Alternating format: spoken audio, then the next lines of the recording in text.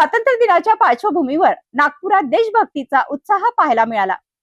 कोराडी महादुला मंडळाच्या वतीने आयोजित करण्यात आलेल्या भव्य तिरंगा रॅलीत महसूल मंत्री चंद्रशेखर बावनकुळे सहभागी झाले। हातात तिरंगा घेऊन विद्यार्थ्यांसोबत रॅलीत सहभागी होत्यांनी युवकांच्या मनात देशप्रेम, एकात्मता, अखंडतेची भावना रुजवण्याचा संदेश दिला।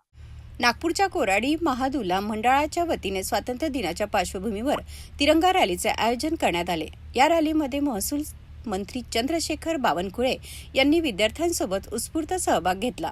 हातात तिरंगा घेऊन विद्यार्थ्यांसोबत रॅलीत चालत त्यांनी देशभक्तीचा संदेश दिला। देशाची एकात्मता, अखंडता आणि राष्ट्रप्रेमाची भावना युवकांच्या मनात रुजवणे हा तिरंगा रॅली मागचा प्रमुख उद्देश असल्याचे बावनकुळे यांनी सांगितले। भारत देशामध्ये सर्व गावामध्ये, सर्व शहरामध्ये तिरंगा रॅलीचे आयोजन होत आहे आणि देशातले, महाराष्ट्रातले, आज कामठीमधले, कोराडीमधले, महादुल्यामधले सर्व युवा या ठिकाणी एकवटले। उद्याचा 15 ऑगस्ट हा ऐतिहासिक होईल। संपूर्ण घरामध्ये तिरंगा ध्वजाचा आज घरावर तिरंगा ध्वज फडकलेले आहे आणि मला विश्वास आहे की आमच्या एकात्मतेचं, अखंडतेचं, या राष्ट्रप्रेमाचं आमचं हे प्रतीक तिरंगा ध्वज हा संपूर्ण जगातला सर्वात उंच ध्वज व्हावा ही अपेक्षा, ही भावना आमच्या युवांची आहे।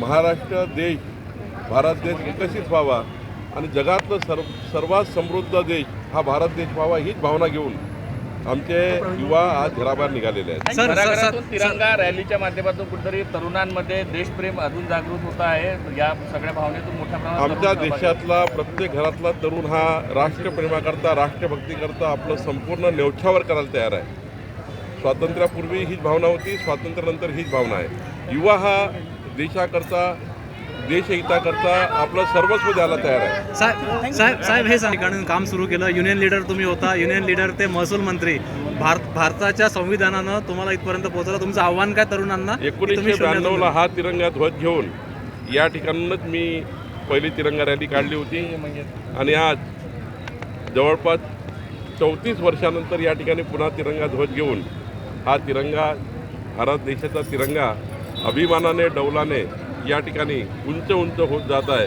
आपला भारत देश प्रगती करत आहे, तिरंगा ध्वजच घेऊन भारत देश प्रगती करत आहे याचा मला विश्वास आहे। आजही हातात तिरंगा ध्वज घेऊन भारत प्रगतीच्या दिशेने वाटचाल करत असल्याचा अभिमान असल्याची भावना त्यांनी व्यक्त केली।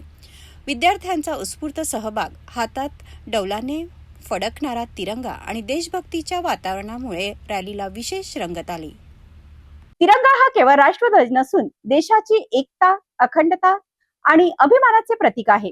युवकांच्या मनात हीच भावना रुजवण्याचा संदेश नागपुरातील या तिरंगा रॅलीतून देण्यात आला। विद्यार्थ्यांसोबत महसूल मंत्र्याचा सहभागही या रॅलीत विशेष आकर्षण ठरला।